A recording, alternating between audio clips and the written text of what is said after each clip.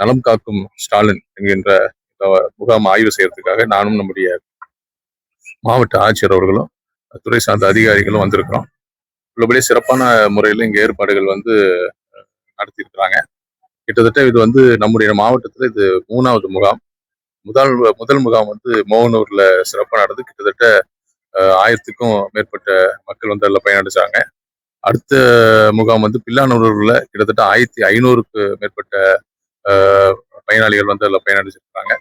இப்போ தேவனாங்குறிச்சியில இது வரைக்குமே கிட்டத்தட்ட 900க்கும் மேற்பட்ட பயனாளிகள் வந்திருக்கிறாங்க. இன்னும் கிட்டத்தட்ட இன்னொரு 500லேருந்து 1000 பேராச்சும் கண்டிப்பா இந்த முகாமுக்கு வருவாங்க, பயனடைவாங்கன்னு நாங்க நம்புறோம்.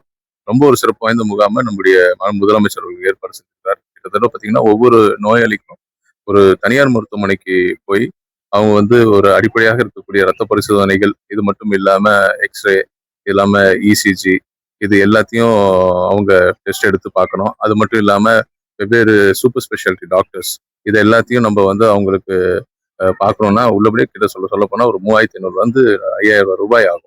இது எல்லாத்தையும் சேமிக்கும் விதமாக இந்த நலம் காக்கும் ஸ்டாலின் முகாம் திகழ்ந்து கொண்டிருக்கிறது. அடிப்படையாக இருக்கக்கூடிய பரிசோதனைகள் மட்டும் இல்லாம அவங்களுக்கு தேவையான பல்வேறு வழிகாட்டுதலையும் இங்க இருக்கிற மருத்துவர்கள் சிறப்பான முறையில அங்க இருக்கிற நோயாளிகள் மற்றும் பயனாளிகள்ல நல்ல ஒரு அணுகுமுறையோட இன்னைக்கு இந்த முகாம் சிறப்பான முறையில் நடைபெற்றிருக்கு. அது மட்டும் இல்லாம பாத்தீங்கன்னா எல்லாமே ஒரு சிறப்பான முறையில பதிவு செய்யறாங்க.